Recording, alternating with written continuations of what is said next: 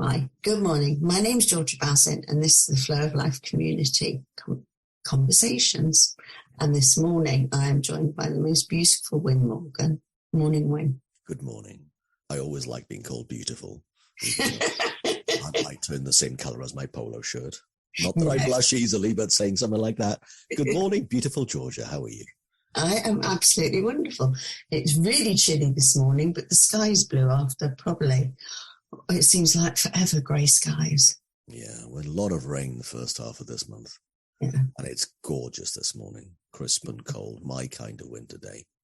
This is it, if I say, the difference it makes, which it shouldn't do, but it does, to looking out and seeing the sunshine and the blue sky is huge as to how our day starts, isn't it? Yeah, I like it. Because this morning I was able to sit outside with my cup of coffee, even though it was freezing cold. And I know what you might say about that. And not worry about getting wet at the same time. Because if it's raining heavily, which it has done a lot in the last few weeks, then I will not be going out there for my 20 to 40 minutes of sitting in the garden. So it was gorgeous this morning. Yeah. So I know that you write because we've spent, did we spend 1 or 2 terms together with Jules? Of which I've now been moved to another class. So I'm gutted. But it's beautiful because it's just an exploration then of other people writing. What drew you to going to Jules? Well, a few people, I knew Jules before. I met years earlier, in fact, in LA, back in, I think, about 2017. Mm-hmm. So I knew her, and I've known her sister really well.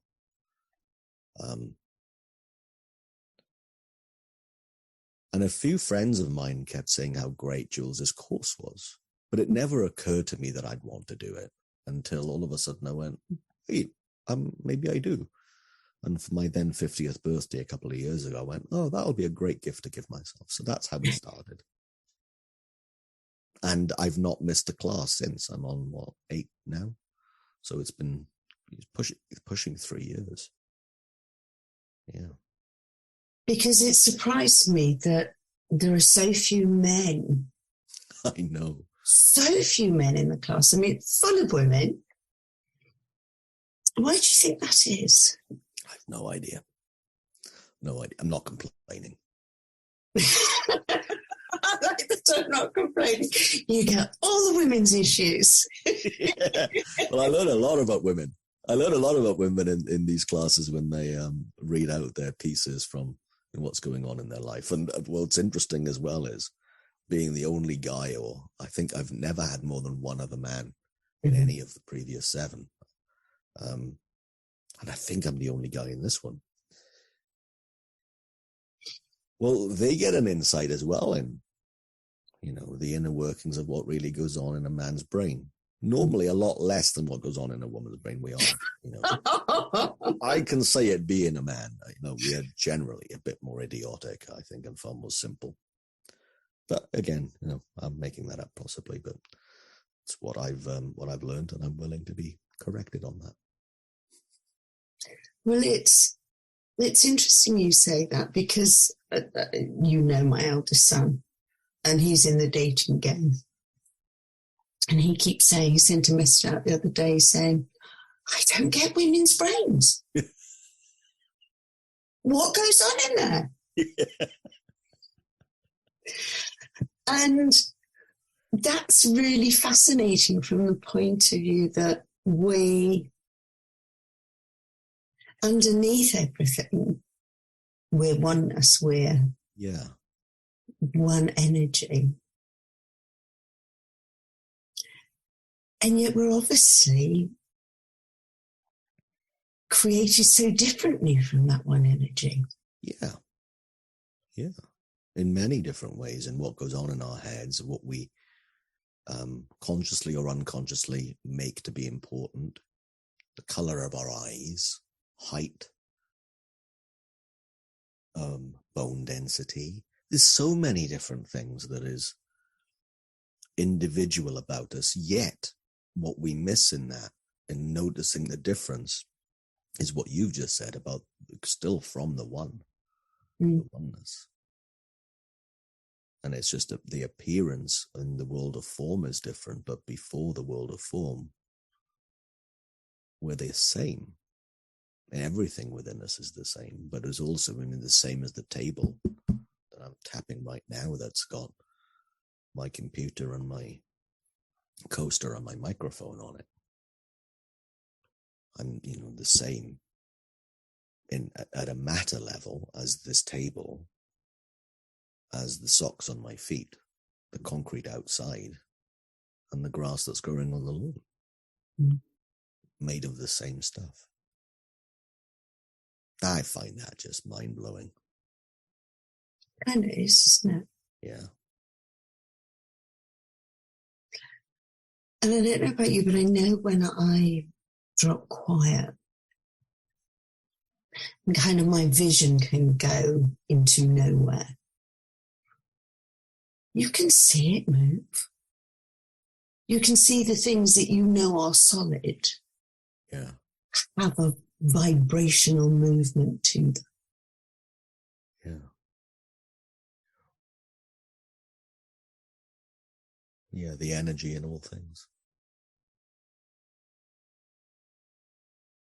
I remember reading years ago a book that the name escapes me now.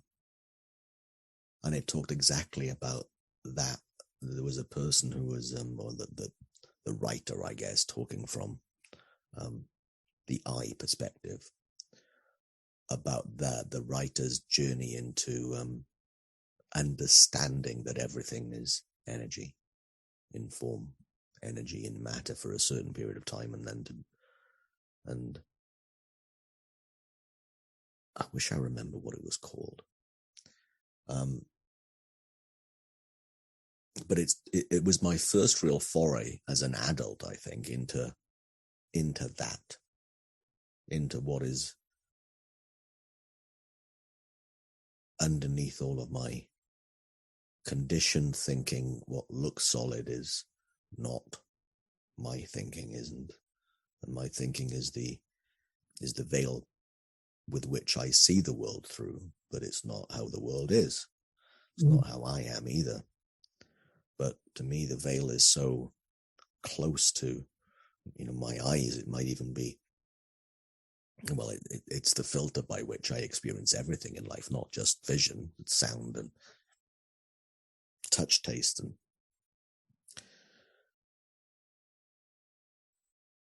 smells, feelings, all of that stuff.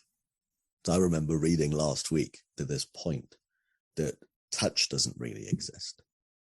Touch is the experience of electrons in my fingertips being resisted against by the electrons in this table fingers are on right now. So it really, there's not even, the electrons don't even touch, right? At the subatomic level, it's the resistance between those two entities that feels like it's the table. It's just mind-blowing to me. And then from there, of course, the conversation starts of that's a table. Yeah. Or that's a whatever it may be. But without that continued narrative. Yeah. It's energy playing with energy. Mm. Yeah. Quantum fields playing with quantum fields, according to people who are quantum physicists that I've been enjoying delving into in the past, 3 or 4 years. Not that I understand it, but it just like the little I do understand, it's just phenomenal. Have you seen, beyond your learning skills of different writing forms, what have you seen it's opened up for you?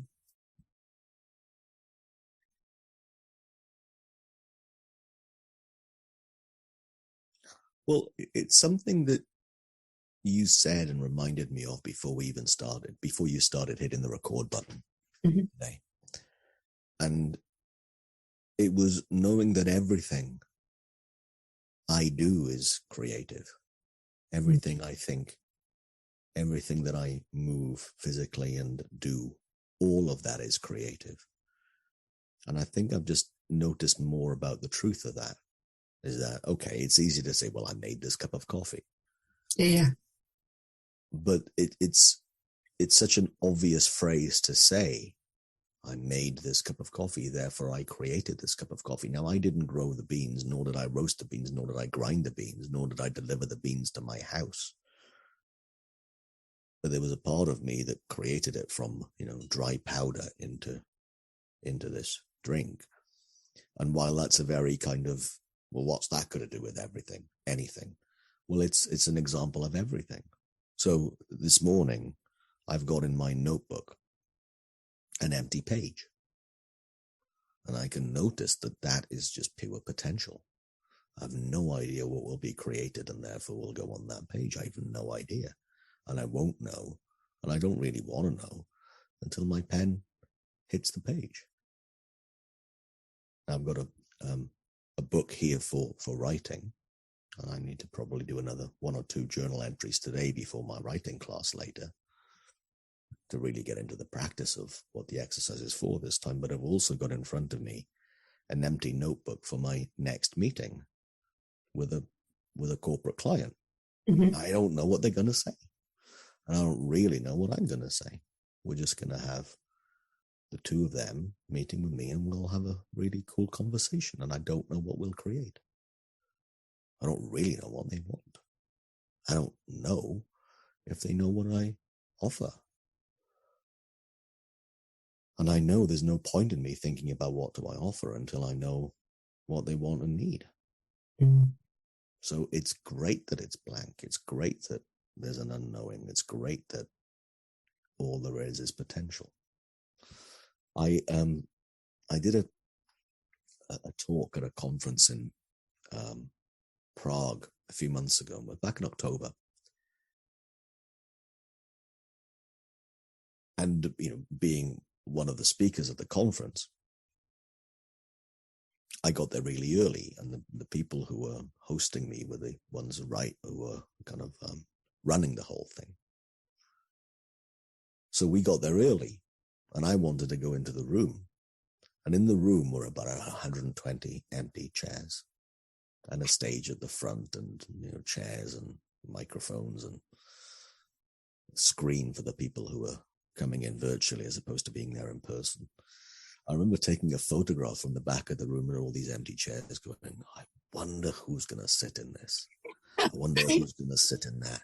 I wonder what they'll think. I wonder what made them come. And just like all of that, absolute nothing but potential of seeing an open room that has got nobody in the seats. And somebody commented on that as well when I posted that on something about the potential that exists in an empty room.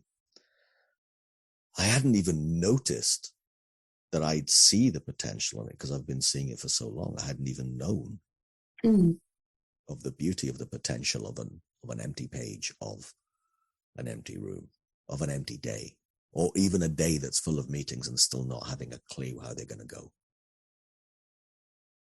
And what anybody will say and how they will show up, including me.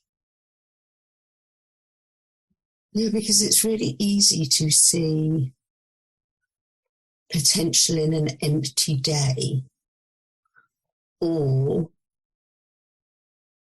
the unpotential in an empty day. Really is, yes. Yeah. And vice versa with a busy day. Yeah. So to look at it from, this is really cluttered, I have no space here. Or as you're saying, I have a busy day, but what will occur in it? Yeah.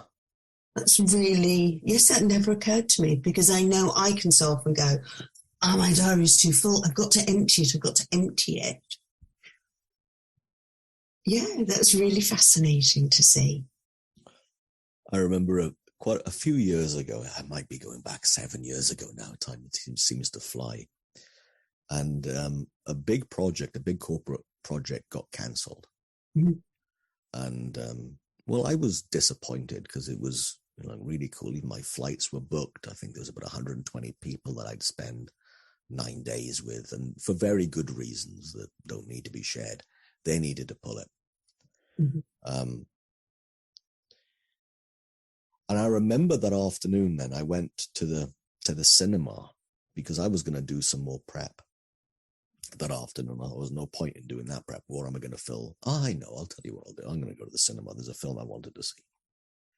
Even though it's a weekday, the boss of me, I wrote to the CEO. I wrote to the CEO, me, and I'm joking, by the way, I didn't write to myself, but I gave myself permission to take the afternoon off. Yeah. And I'd messaged a dear friend of mine who I was going to meet up with on one of the trips because she lives in Los Angeles, and saying, hey, I won't see you in a few weeks' time because of this. And I'm a little bit annoyed that this isn't happening. And I was in it. I was feeling the kind of disappointment of it. And she wrote back, well, I saw the message when I came out of the cinema. And it was something like, I remember reading something that said, when nothing is certain, anything is possible. I remember looking at that and going, yeah, nice message. Thanks very much, but whatever, right? And I came home. And at some point, either that evening or the next day, I went, wait, that's just true. When nothing is certain, anything is possible. And here's what's also true about that, what's unraveled in that time as well. The first part of that saying, when nothing is certain, nothing is certain. So anything is possible all the time because there's no such thing as certainty. No such thing as certainty. That project being pulled just before I was days before I was going to get on the plane. Knowing that I don't know what the first thing anyone's going to say in the next meeting. I don't know what I'm going to say to you in 10 seconds time. I do not know the next word that's going to come out of my mouth. Everything that we've noticed about our world and our society in the last few years, we've noticed that things that we took for granted, traveling around, meeting other people, all those kind of things. Well, all of a sudden we realized that wasn't certain either. Yeah. And a lot of us freaked out about that, the uncertainty, but it's always uncertain. And here's the thing that I also love to notice is that while it's true nothing is certain, what is certain is our innate ability to create, to rise to the occasion, to adjust, adapt in real time. And I totally underestimated that capacity that we have as human beings until I just kept looking and seeing it and bumping up against it. That, wait, there is something certain. And something certain is something will be created. Yes. Something will happen that is always unknown before it happens. And even in my insecure thinking, in my fear, in my ego mind, all that kind of stuff that I can get caught into, it still doesn't stop that. Well, in fact, a part of that is creative energy anyway in force. Ego is a created construct that human beings have. All of that stuff, my thinking, all that, my insecure thinking is thought taking form in infinitely potential, an infinite number of ways it could play out. And yet, as a human being, sometimes it goes to an insecure pattern. Sometimes it goes to a scared pattern. Sometimes it goes to an excited pattern. Sometimes it goes to a bored place. Anyway, that's just another example to me of creativity in action. The ever-shifting, transient nature of form. I mean, it truly is gobsmacking when we really settle into. We just don't know. Yeah. But it's amazing how much easier that can be on a blank piece of paper than to look and see that in the real world. Because that does seem so set by what appears out there. Yeah. But essentially, it's the same thing. Right, including how we started off this conversation talking about the weather. Because while, I mean, I've got a preference for bright, crisp winter's day in January than torrential rain. But it's funny that I can feel many things during a bright, crisp, cold winter's day. Yeah. And I can feel many different things on a torrential, rainy day. It's funny, right? Because even I have curtains that in this corner of the office, that side of the one of the four walls of the office is effectively just large French windows to the garden. And on a bright sunny day, I've got to close the curtains because otherwise all that happens here is sunny, right? Yeah. It's funny that, I get more probably sunlight during a working day through a load of clouds. So a cloudy day, I'll have the curtains open. I can see more outside. So, and that's while, again, form. I close the curtains. I open the curtains. It's really good to know that how I feel doesn't come from weather. But the interesting thing, there is also biology involved. There's biology involved, yeah. Yeah. So it shows that our biology just has an innate intelligence to it, from which it'll just go off and do its own thing too. Yeah. And that's the most amazingly creative. It's amazing that we don't see the miracle of creation this is. Because it is a frigging miracle. Oh, yeah. Heavens, yeah. And that we spend our lives creating so much that it isn't. It isn't what? A miracle. Yeah, it doesn't look like a miracle.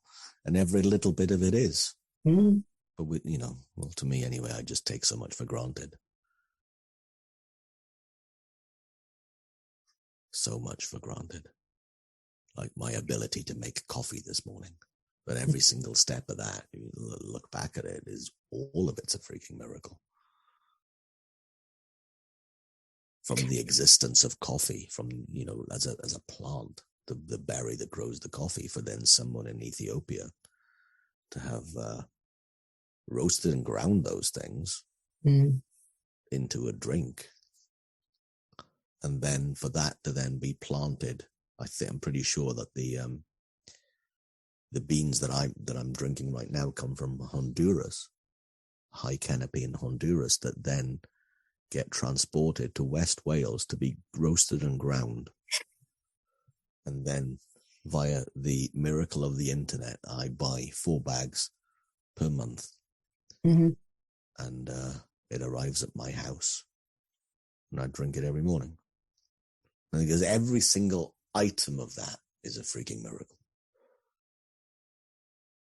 And what came to me as you were saying that is actually go back in history to the point that someone thought, I'm going to try that leaf. Yeah.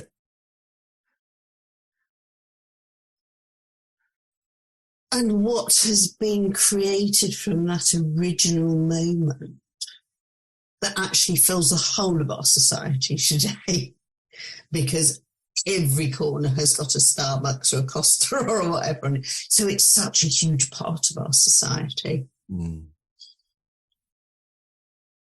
That's truly gobsmacking, that just that thought in the moment of I'm going to try that leaf. Yeah.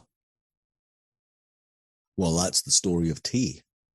Oh, yeah. And someone decided to roast it, to take it from... Right, coffee bean, not a leaf, I'm getting, yes. That was a blonde moment. But again, though, who decided that it would be a good idea to cook a leaf? And then that, as well as, I mean, all of it apparently was medicinal to begin with. Mm. And then the reason why a lot of, certainly in Western society, people like milk in tea is because, to begin with, people would put milk in a china cup before the hot water to stop the china cup breaking. I didn't know that one. And then people got a taste for, wait, milk in tea is really nice, right? Now, I don't drink black tea. I don't drink tea with milk in it, right? But it's a hugely popular drink. And the reason is because of serendipity. And another example, right? I was talking to you this morning. I started taking antibiotics for I don't know, bronchial infection of some kind yesterday. Well, and I was thinking about this morning. That's serendipitous, right? That's the whole notion of penicillin was, hey, this mold growing here and the bacteria isn't around where the mold is. So many things are just happy accidents. And I just think, isn't it really great that serendipity is just a truth that is, can't reverse engineer it because by its nature, it can't be done. And yet it's in so many things. Another thing that, I take for granted. I mean, it's fascinating from the point of view that serendipitous thing, is it just wisdom, the universe's creative wisdom in the moment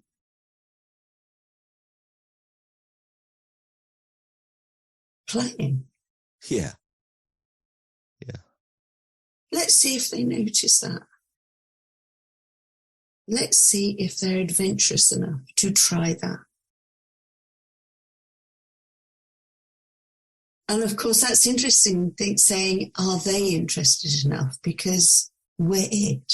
Right. That's the bit that's jarring, right? Is to think that there's that wisdom is separate to us. Intelligence is separate to us. That, to me, I remember thinking that the universe was separate to me. Everyone was separate. All I had was this veil of separation. And I think you were on a call last week with the coaches community when I watched that documentary about the cosmos. Yeah. Documentary about planets and space and everything, which I've always enjoyed since I can remember. And then the closing line from the astrophysicist who wrote and narrated the documentary series was, this is me looking at the universe and looking at itself and saying, wow.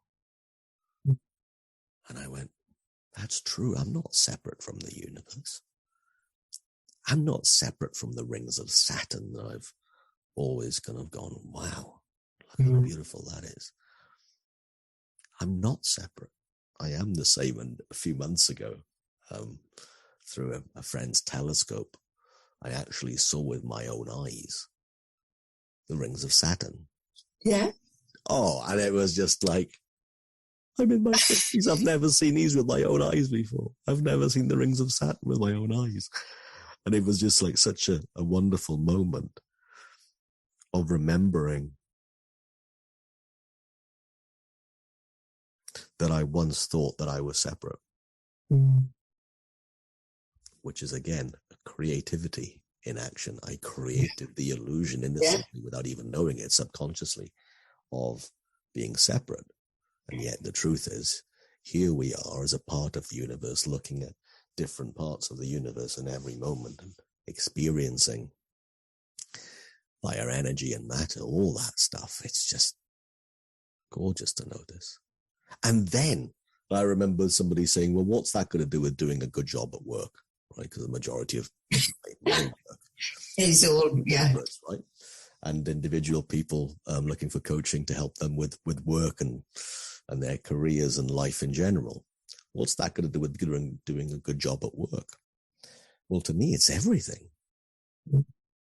Because, as an example, if I am, and the first place I saw it was delivering presentation skills, right? What I would typically, 15 years ago, deliver presentation skills training as what to do to account for who's in the room, the seniority of people, the number of people, all that kind of stuff, as opposed to now seeing that there isn't a separation.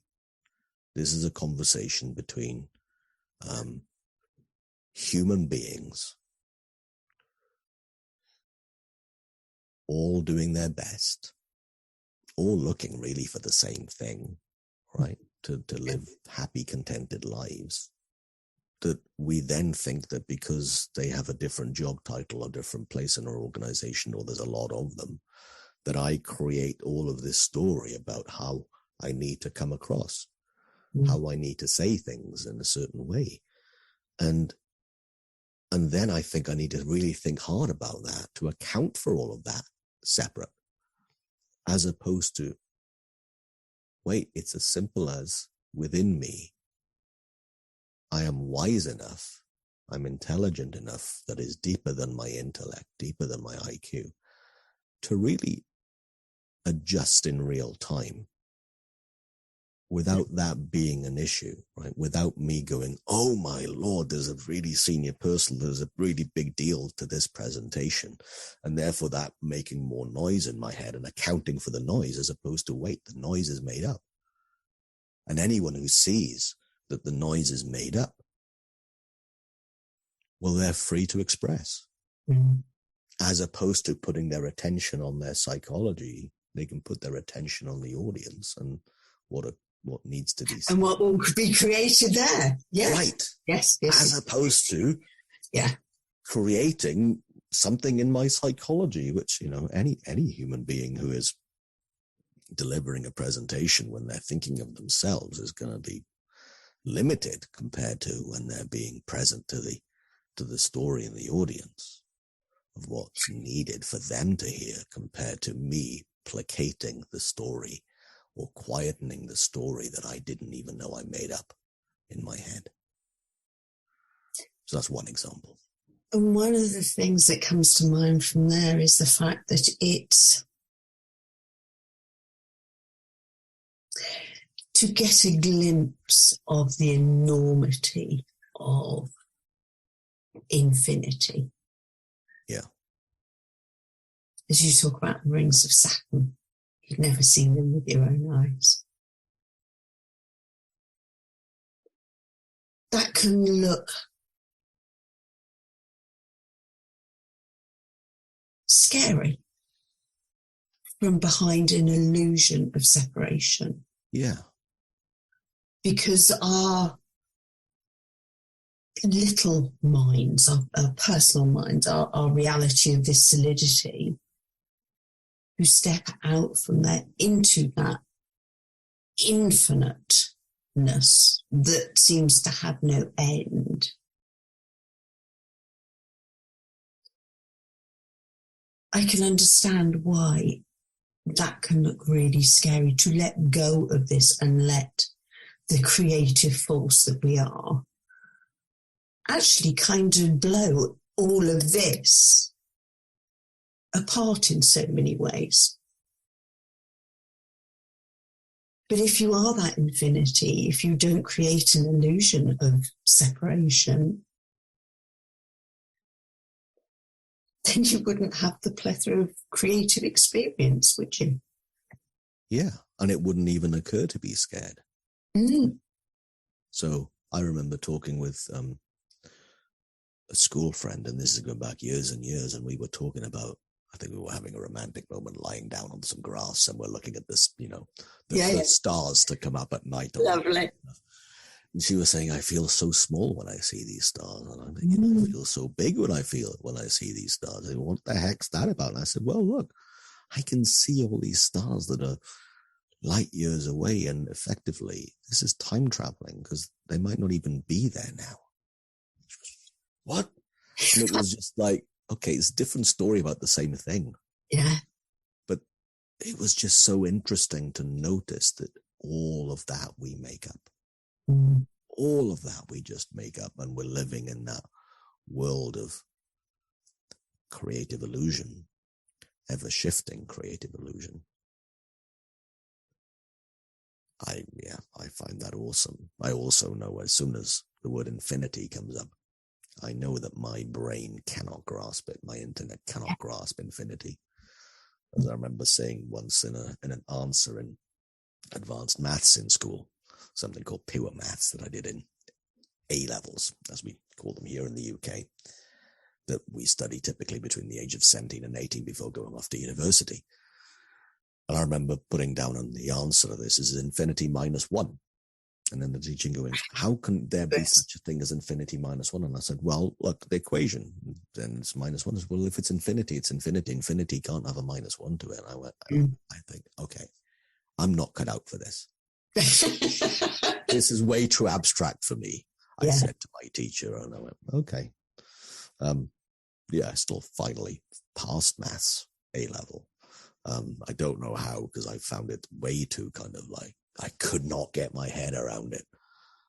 Way too theoretical. But I just noticed that infinity is something that it's really difficult for anyone to get their head around. Even when I listen to people in the world where infinity is something that they bump up against in their work constantly, astrophysicists, and people who are looking at the very big or the very small, they confess to can't getting their head around that.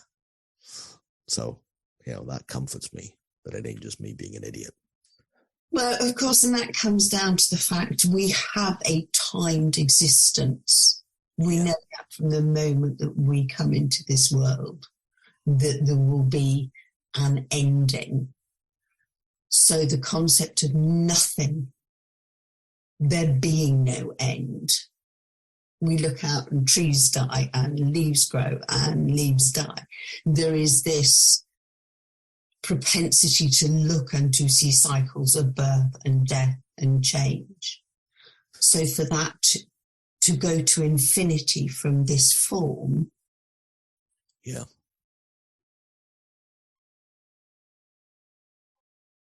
is a bit of a mind puzzle. I won't use it. I was wondering what the word would be next. You were wondering what that word was going to be. I know what would. If we weren't recording, it would not have been the word puzzle. But creative intelligence knew to stop me from saying a word. Real-time intelligence thought, you're going to say the word puzzle, not that other word I was thinking of. Yeah. Thank you, Wyn. I do love you. I love you too. This has been a fun conversation. Have a wonderful day, and I can't wait for those antibiotics to kick in. You can't wait. Tell you what, I can't. We'll have to, the number of times I've got to mute my own microphone on my desk here, and then disappear into the corner to, to cough. I will be really happy when that stops and back to my normal, fully functioning, healthy respiratory system. Lots of love. Thank you for joining me this morning. Take care. See you soon. Bye.